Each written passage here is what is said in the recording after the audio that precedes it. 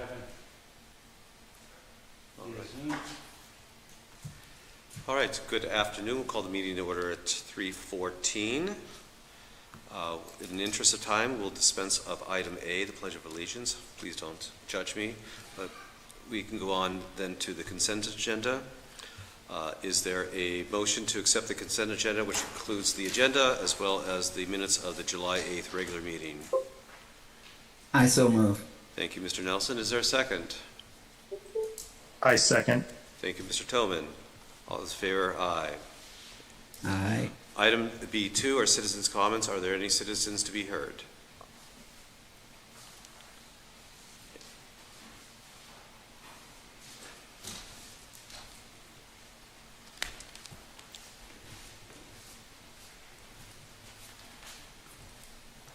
Good afternoon.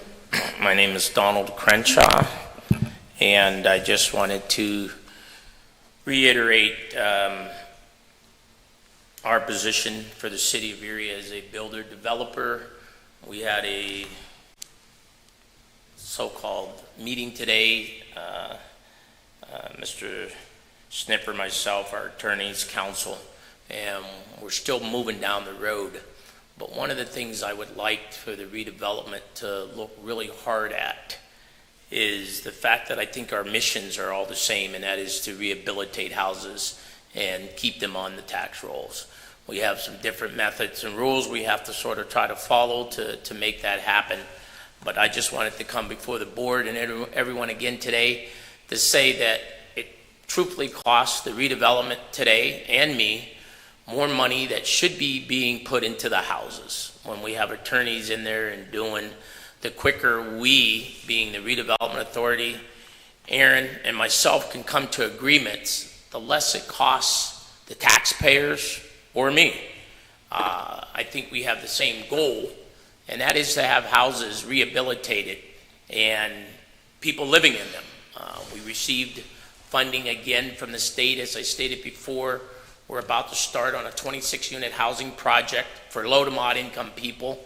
And for the record, 2708 Downing, which started about 3 years ago, COVID. It's in front of the board of reviewers right now. They're determining a value. If the value is zero, the redevelopment will pay us nothing. If the value is $50,000, the redevelopment authority will either pay us $50,000 or I'm sure that at that point they'd probably offer it back to us. But the point is, why do we have to go through the costly exercises that we're doing? We are a developer contractor building right now, Erie Bank on 10th and Parade. We're building, we're doing it. I have multiple trainees. We're doing it, we're doing it, we're doing it. The sooner we can get together and work out something that we don't have to have council involved with, which 22nd Street, 324 East 22nd. You go by and look at it, I put about 50 grand in that house.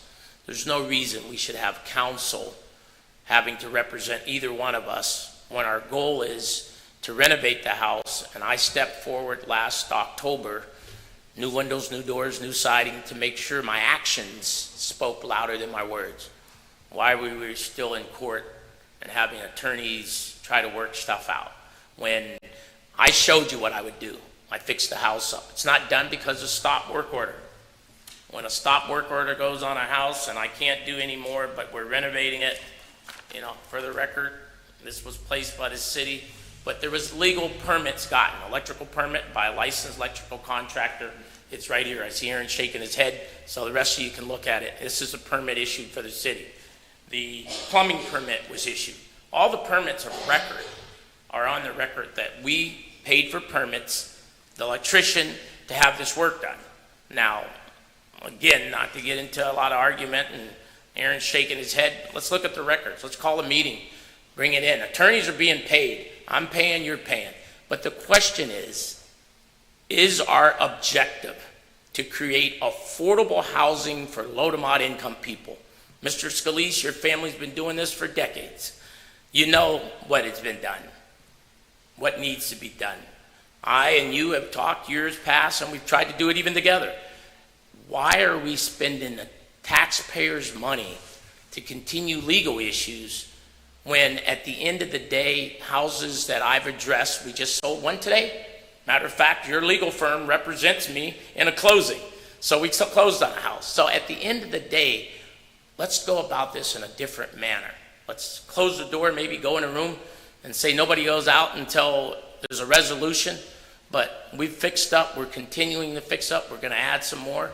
Heck, the Erie Community College just received funds to address blighted property and do a training program. Well, I wonder where they got that idea.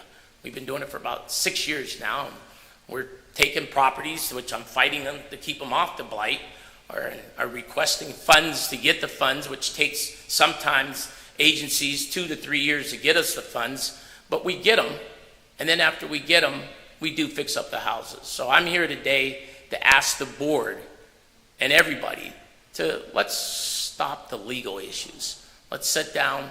Aaron, put me and Aaron in a room and say we don't come out until we resolve something. Do something. But we got to stop spending taxpayers' money for going to court. Stop me spending good money that could be going into units for going to court. But go to 322, 324 East 22nd. Look at the house and say, okay, he's got permits. If they're on record, why are we still fighting when we don't have to? So I just, again, bring it before the Redevelopment Authority, before Aaron, and say, hey, let's fix up city. There's a lot of people in need of housing, majorly. I just got another letter, HUD just awarded $174 million for housing. Let's use that not in legal fees, but actual sticks and mortar. I appreciate it, and thank you for your time. Thank you, Mr. Crenshaw. Are there any other citizens to be heard? Hearing none, we'll move on to item C, our finance report. All right, so last week the board was provided with the financial statements. April Decker is on vacation today. I'm able to answer any questions anyone has, but you should have the statement of financial interest, statement of activity, the check detail, along with the reconciliation report. So I guess I could try to answer any questions, or we can pass those along to April. She'll be back in the office tomorrow, or I have Corey, who's here, who might be able to answer some of that. So that's the financial report. So if you want to, we'll start there and then go down through the list. I personally didn't have any questions. Mr. Tobin or Kevin, Mr. Nelson, do you have any questions? I do not. Okay. I do not either. Great, thank you. And is this a good time just to give us a short snippet update on our computer project with Baker Tilly? Yes, absolutely. So I provided the memo that I had sent out back in July in the board packet. So we've been working with Baker Tilly. Like I said, they were here the week of the last board meeting. Really went in depth into a lot of the financial operations of the authority, our processes, our procedures, and how things are going currently, and looking at best practices moving forward. So the timeline included in that memo, it has changed a little bit. I believe we got another one a week or so ago from Isaac from Baker Tilly, just updating some of the time frames within that. But I believe Corey has completed the spreadsheet to get over to them. They're going to do some fine tuning on that, get it over to Baker Tilly. So we're looking for them to start that implementation process following along with this. So, we're really looking at a go live with Blackbaud sometime in October, and really it'll then be up and running at that point. Give us a couple months to kind of vet out some issues, work through that, go back and forth with them. We did get, while Baker Tilly was on site, an amendment to our implementation program, which extends out our use of the third-party implementer for Blackbaud. So that will help. But other than that, it's going well. I think there's going to be a lot coming down the road as soon as we get through Blackbaud. A lot of processes. They're going to put together some process maps, some of the segregation of duties and such, as in our GASB and all that, so that our audit is a little bit easier come every year as they start to go through it, because we have the staff to segregate a lot of those financial systems that we didn't have in the past. So. All right. It's a yeoman's process. We appreciate yes. it. Thank you. Okay. And I think we're now on to make sure not. As I said, the financial statements, I apologize, that was on the agenda. We had all hopes that Felix and Glucker would have those completed for today's board meeting. They worked diligently doing some journal entries the last few weeks to try to clear up some stuff, but come last Friday, Natalie from Felix and Glucker wasn't quite comfortable in providing a draft Okay. until she had a couple other things that Corey took care of this morning, so we're gonna have to push that off until September. And All right. we should have a draft here early next week that I'll forward onto the board, but final approval Yeah, will if you have to could be in email out the September. draft, that gives us a chance to review the financial statements then. Yeah, Before the absolutely. presentation is done. And the auditors will be here at the September meeting then, is that correct? Yes, that is the plan. Very Yes. good. All right. Excellent. The solicitor's report was in our packets. Did you want to approve the finance report? Oh, forgive me, thank you. Yes. Is there a motion to accept the financial reports as presented? Chuck, I do have a question. Yes, sir? Aaron, if you will, you had mentioned that there's going to be a segregation of duties. Do we know if we have enough personnel to be able to split that among in the office, or will we have to hire someone else? So as of right now, we have enough personnel. A lot of, there's going to be some changes. So with Corey on board, as you see in the organizational chart as a financial specialist, I believe, a lot of it will fall onto him as far as the creation and logging of a lot of those. But then a lot of the purchase order requests and financial part of it is going to go back on to the directors of each individual department to do their own inputting into Blackbaud, which will allow for the separation of those duties so that Corey is then approving them and then ultimately passing them on to April for final approval. Okay. All right, thank you, sir. You're welcome. Point well taken. In small organizations, it's sometimes difficult to separate the duties in a meaningful way, so, but. Yeah, and as you've all been through many times, our single audits always point out that as a, a thing that we need to work on, so that's, certainly something that Baker Tilly took Yeah. to heart. So. And I know one of the improvements that we're going to get is, the budget versus actual in our financial statements, which is a very key roadmap in terms of monitoring progress of programs while also monitoring the budget as well. So it Absolutely. serves as a very important tool where I can't wait till October rolls around and we start, seeing those reports. So looking forward to that. All right, on to the solicitor's report then. I motion to approve. Oh, that, I'm sorry. Thank you. Thank you for keeping me on the straight and narrow. pending audit. I I appreciate second that motion. Gentlemen, I thank you. All those in favor? Aye. Aye. So the financials have been properly motioned and seconded and voted on, so now we can move on. Forgive me. So in absence of Attorney Sundberg, is there any presentation on this? Right, so yeah, Gene apologizes. He wanted to get back to his office and complete some of the tasks he needs to do following up on our status conference Okay. held this afternoon in reference to 324 East 22nd Street. So he apologizes for not being in attendance, but, the judge made it very clear that some of that needed to be done today. So he worked he wanted to go back to the office and get that done. So Sure. he provided the memorandum for your review, and, in hopes that you agree that would be enough for the solicitor's report today. All right. So, and as far as an update on the status conference, I think, it was certainly well needed, and the Redevelopment Authority remains and has been poised to negotiate and proceed in any way, manner, once the other party comes to the table. Doing a quick scan here, just make sure I haven't forgotten anything.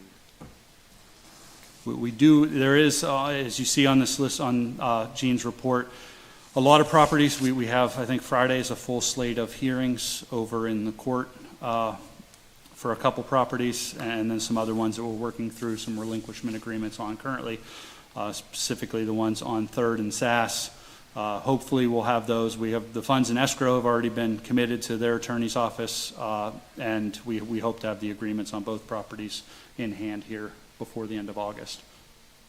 And then I am doing an inspection Wednesday morning at a property on East Fifth Street, which was a relinquishment agreement. He's requested a final inspection, done a phenomenal job, and so we'll be out there Wednesday morning to complete that relinquishment agreement so that then we can relinquish that property back to him as well. So things are moving, but yeah, moving along. Well, the list is getting shorter, I think, so that's Yeah. a good sign then. Means property's moving. Okay, great. And Mr. Snipper, did you have any general updates for us to share? Just that attended the Southern Grant Forum in Texas, put on by a auditing accounting firm and an attorney out of Atlanta, Georgia. Second time I've gone to it. April went with me, to Texas. Very big on GASB, single audits. There was a very good session on nonprofits, boards, and staff roles. Lady was very good. I took some good notes. She kind of gave us a PowerPoint, told us to blow it apart, put it back together for our boards as educational sessions. So what I got out of that is, and I talked to Cynthia, like to try to schedule a board summit sometime in October to try to, get together for several hours, kind of talk through the authority's operations, and then look at setting goals and planning for 2025 as we work into this October, November budget time and into the getting ready to roll out there January 1st. So going to put together some dates, try to find maybe a good October afternoon that works for all 5 board members that we can get together on that. I think it's great because it also helps us as board members understand our responsibility and fiduciaries, for the organization. I come from a heavy nonprofit management background, but this isn't exactly a nonprofit organization. This is as a authority, it's a little different, and so it helps me balance out. I'm sure our other members will appreciate the updates and education on that as well. Yeah, so look forward to those emails here in the coming weeks as we try to get something scheduled. Very good. Item E is, first of all, our election of officers, and there was a suggestion that we're in the process of recruiting a 5th board member. So the suggestion by our executive director, and I agree, is to postpone the election of officers till next month. Gives us a chance to onboard a new director, so we'll have a full complement of all 5, so that board members can campaign, if you will, for office. We'll have buttons made. We'll do the whole thing. State what our platforms are. But in all seriousness, I think it would be just fine to postpone a month. Our existing structure will remain in place for the next 30 days until we have our election, once we have our 5th member, which I think is appropriate. Are there any comments or concerns? Do you want a motion to table? Okay, yeah, but motion to table, and then we'll go to comments. And is there a motion to table? So move. Thank you. Is there a second? I'll second. Any comments or concerns? Hearing none. All those in favor to table till next month? I would say aye. Aye. Easy enough. Okay, thank you. The meeting schedule, we spoke briefly before we actually started our meeting about maybe pushing our meetings back to 4 o'clock. Were there any objections or comments on that thought? If we can swing that, it might involve going to a different location, which quite frankly may make parking easier for some of us, maybe make it a little more challenging for staff members, of course, but so we're just kind of thinking about pushing it back just a little bit. It makes it easier on our employers sometimes. Yeah. Mr. Nelson, Mr. Toman, did you have any comments or concerns about a 4 o'clock meeting? I do not. I recall when we spoke about it before that we were more concerned about the staff there. We were concerned about if we needed to video any of those meetings and to be able to get in and get out at a certain time. But I'm amenable to whatever changes we need to make. Okay. All right, thank you. And Yeah, I have no objection either. Okay. And there might be more of an administrative burden if we did move in terms of technology, but just we'll check it out and report back then next month. Absolutely. Okay. Appreciate the consideration. Okay. So then item 3 is our organizational chart. And Yeah, so I provided an organizational chart. Part of, like I said, when Baker Tilly was in town there that week in July, we walked through a lot of things. And so the organizational chart was something, I know it was on the agenda before, we had provided it, but it was really a lot of moving pieces. But I think, with the discussion with Baker Tilly, we kind of got it fine-tuned. We have a lot of vacant positions listed on here. Some of them won't remain vacant very long, as in the blighted property manager. But, as you see on vacant over on the finance side on the left is a loan specialist. That was kind of a recommendation of Baker Tilly. We roll out the loan programs as far of all of that separation of duties and that, they highly recommend that we would bring somebody in who would specifically be focused on that so that then there is that segregation or separation of duties when that comes. So provided the organizational chart for the board's review and then along with I remember the last time we discussed it, the board kind of requested kind of an overview of what each position does on a daily basis. So Cynthia and I believe Angel were gracious enough to help me put that together. So that is there for the board to review. I'm not sure we really need board action on this, unless the board just kind of wants to approve the organizational chart for the record. But I don't believe it's necessary unless the board feels so. I think this is good for informational purposes. We may put something like this, maybe absent the names out on the website so that citizens kind of know what the structure is, and it's helpful to, as the organization grows and reestablishes itself, that we have, kind of like who does what. I think that would be helpful. That's a great idea. Yeah. So much information is you go to the website first to figure out what's going on, and that might reduce other questions or concerns. Okay. No, great suggestion.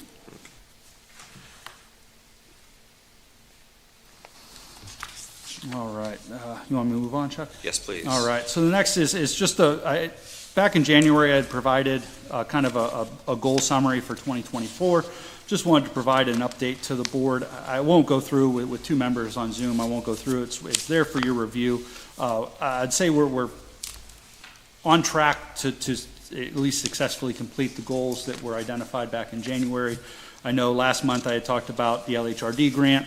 We were waiting on our HUD administrator to get back our revised 1044.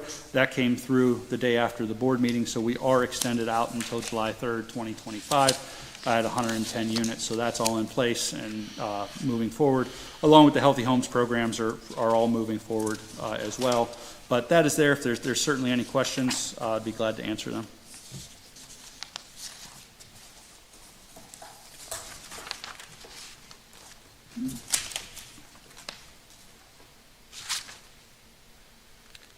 Yeah, Joan, it would be kind of interesting, if possible, to format this so it's on a rolling schedule, so that like first quarter, second quarter, third quarter, Yeah. and it's going to roll, over. Yeah, no, Because you can't really capture everything in a 12-month period. This is a dynamic organization where programs may start a little earlier or be delayed slightly then, so they kind of be adjusted then, so that we as board members kind of know what's coming up in terms of programs that are starting or programs that should be completed. And if they're not completed, then we can learn, why that is, and provide whatever support might be needed to get, the programs done. Mm-hmm. Absolutely. Okay, yeah, I'll work on that. And this was in our board packet. Yes. I didn't get through the whole board packet, I must admit, so Yeah, it's all in there. Okay. And if it's not, we'll get it out to you, but all right, it was in the packet. Okay, thank you. I trust you. Life got in my way this week, so. So I'm pausing for the other two members if they had any comments or questions on the goals that may have been selected, but we'll be working with, I look at this as a working document that this becomes updated periodically, not maybe every month, but at least every quarter we would look at. Probably. Yeah. Okay. Yeah, no questions or comments from me. All right, thank you. Neither for me as well. Okay. And you gentlemen, are you able to hear us okay? I want just a little check-in on technology. You're good? Yes. Yes, sir. Okay, very good. Thank you. All right, number 5, the RACB, just a update where that stands. Pennsylvania Office of Budget has approved the amendment to our segment 3 for our RACB grant for the EMTA build out of their parking garage.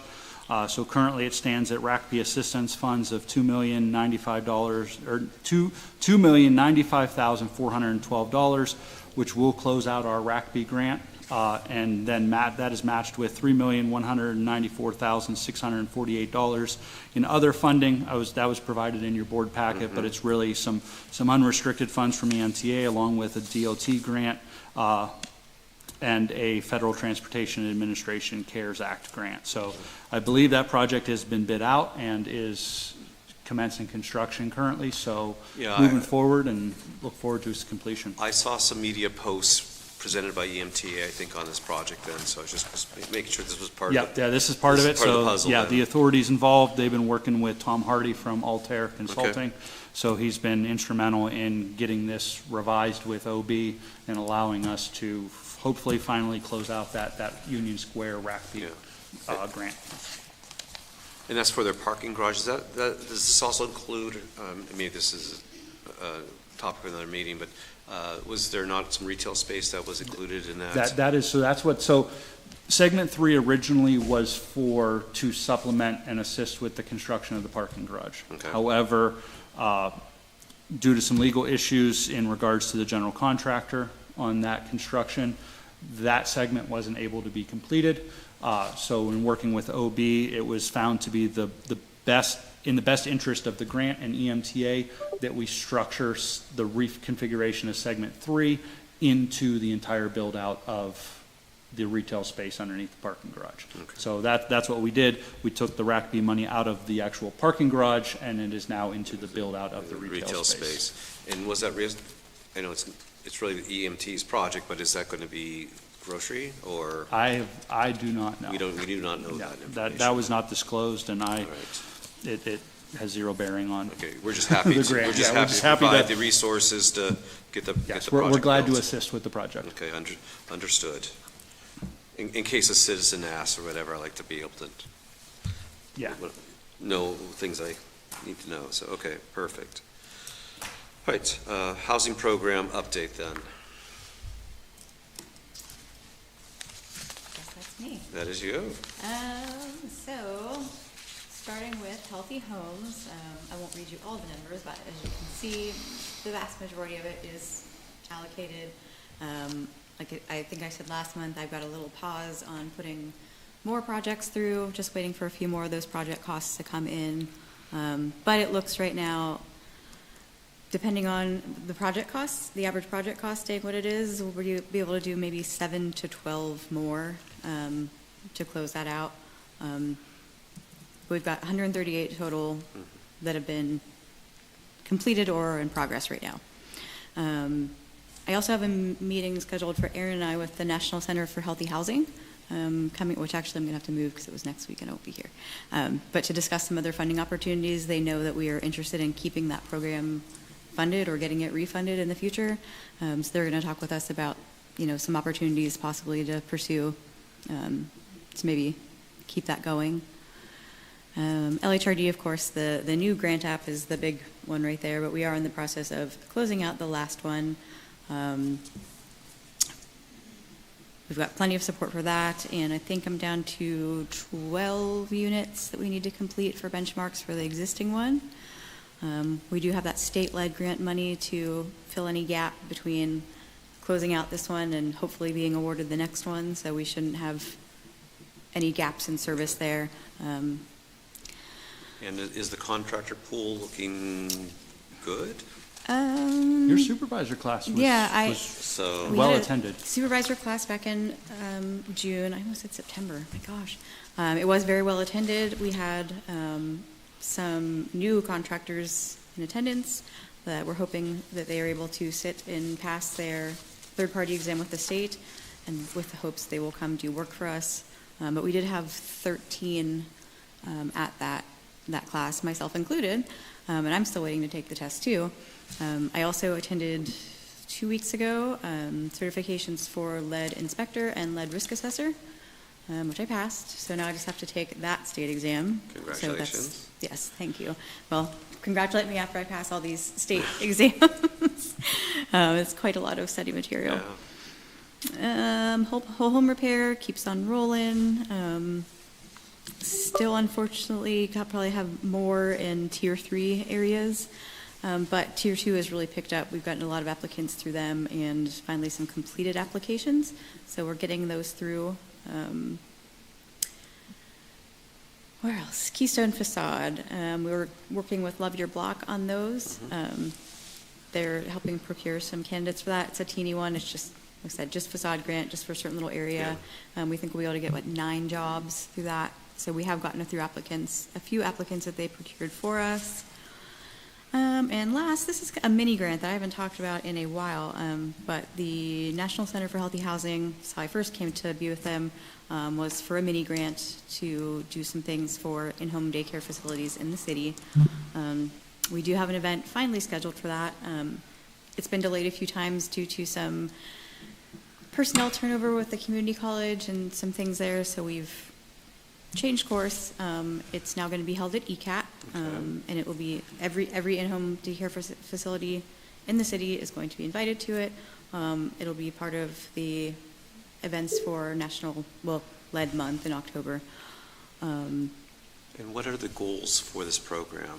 So the biggest thing is we want to make sure that these in-home facilities have access to the same resources that our commercial facilities have. And so, letting them know about programs like ours, which hopefully by then the lead program will hopefully be refunded. So we'll, be able to talk to them about making their homes lead safe through that program.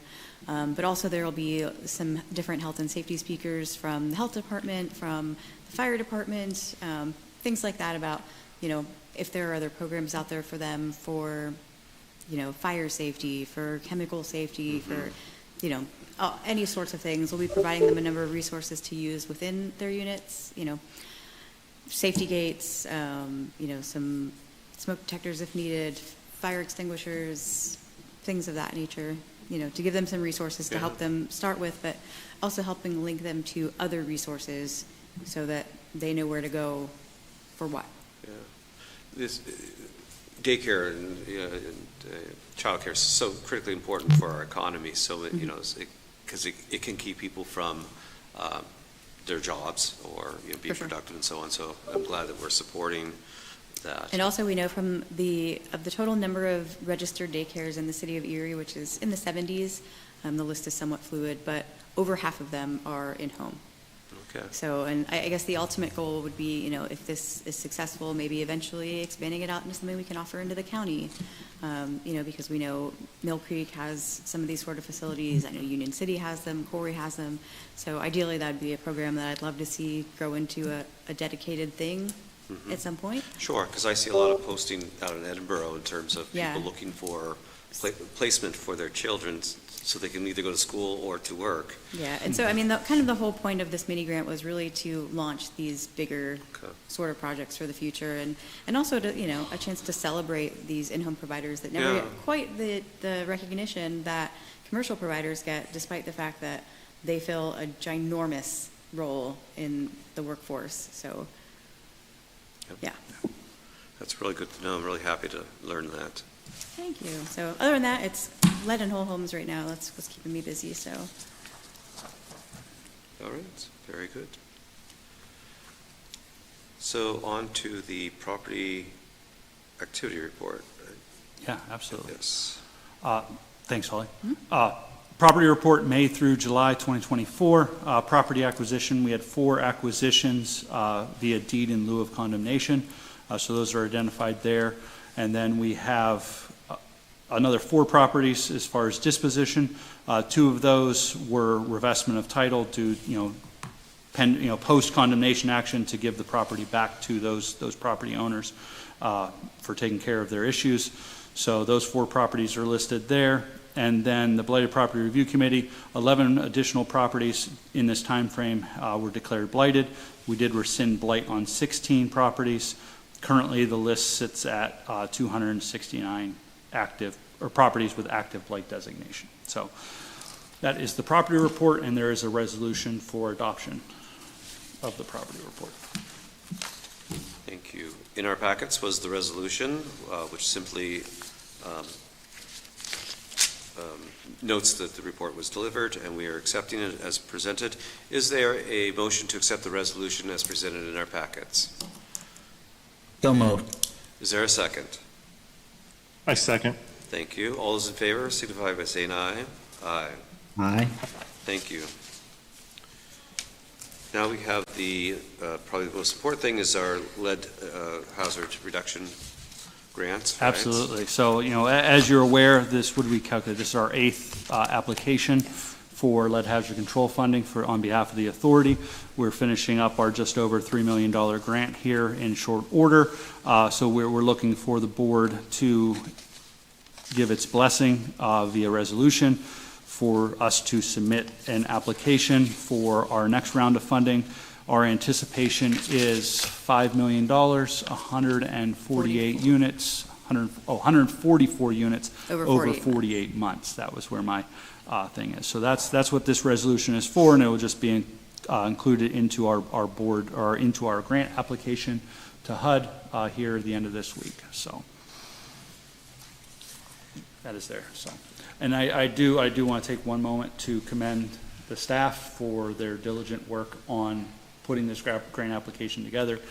It speaks, to anybody who's ever put together a grant application of this magnitude. It takes a lot of staff time, roughly 200 hours of staff time, and between everyone who has chipped in letters of support and putting narrative together and doing that, it's tremendous, and I commend them for their hard work and dedication to this. It's not easy, it's stressful, and it has taken away from their other daily tasks in which, help to move programs forward as well. But it is much needed for the Erie area, and something that we have come to be known for. So I appreciate it. And again, what was the grant amount? $5 million.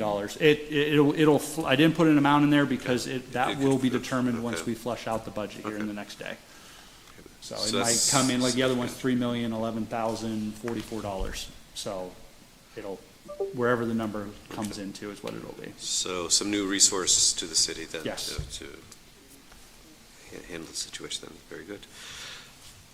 And we do have a resolution, don't we? Yep, we do have a resolution, So a resolution has been prepared and submitted in our packets, dated August 12th, today's date, to allow the staff to submit the application to U.S. Department of Housing and Urban Development for this lead-based paint grant hazard. It's very wordy.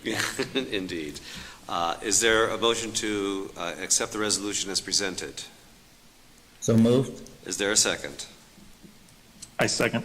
All those in favor signify by saying aye. Aye. Any, I hear ayes, no noes, or abstain. So that, congratulations, thank you. And I agree with Aaron, thank you for all the work. It takes a village. It takes a village to fix a village, right? Or, yeah. Thanks for your support. Appreciate that. I'll work on that line a little bit. That's not very good, is it? All right. Okay. Tell us about the Uniform Federal Grant Guidance Policies and Procedures. All right. So without boring you with 2 CFR Part 200, this is more of a housekeeping measure as part of our grant application for the LHRD. It was last amended by the board back in 2017, so we've made some adjustments and amendments based upon changes to 2 CFR Part 200, along with the fact that we're back to being the Redevelopment Authority of the City of Erie, so we've made those adjustments throughout the document. But this is just a document, and HUD requested as part of making sure that we understand and have policies and procedures in place to follow 2 CFR Part 200, which is your major financial mechanism for any federal grant. So, All right. I'm a little familiar with that. So, all right. Is there a motion to accept the resolution as presented? I so move. Is there a second? I second. Any discussion before we vote? I might add, just as an aside, maybe we could also, for our next meeting, look at our bylaws as this reminded me about some updates. Folks that are on the Zoom, we currently don't allow for electronic voting, so we thought we might take a gander at our bylaws to bring them current to today's modern standards to allow certain ways to conduct business in certain situations. So I would add add as an aside that as we're adopting this, that we could look at our bylaws next month. Absolutely. Well, I'll get those out to the board with some highlighted areas that we Okay. can address, and then board members can chime in on other suggestions as well. Okay, perfect. All right, we have a motion and a second. All those in favor signify by saying aye. Aye. Aye. And I don't hear any noes or abstains, so motion carries. Let's see, that's that. Item number 10, the board has been meeting in executive session to go over the executive director's mid-year review. We have a resolution that's been presented. We would like to adopt the resolution as presented with the caveat that we have one or two pieces of information to insert, not today, unfortunately, but in the very near future, my promise, just because everybody's scattered a little bit Right, then. So yeah. the core of the resolution is perfectly fine with us. We just have one small item to insert. So is there a motion to accept the resolution as printed with the caveat that we will complete the one data point by our next meeting? Is there a motion to accept the resolution? So moved. Is there a second? Second. Okay. All those in favor signify by saying aye. Aye. Any nays or abstains? Hearing none, the motion passes with the three of us then. Item E, other business. Do any of the members have any other business to bring forth to go to the order today? No. Hearing none. I do not. I do not. I'll circle back with another executive session and before our next meeting. And with that, is there a motion to adjourn? That's normally the So easy moved. one. And is there a second to adjourn? I second. All right, all those in favor, aye. So, meeting closed at 3:56. Thank you, thanks. Thank you, Mr. Tillman. Thank you. Thanks. Mr. Nelson, thank you. Thank you. Ms. Cynthia, you're going to get the resolution to me to sign?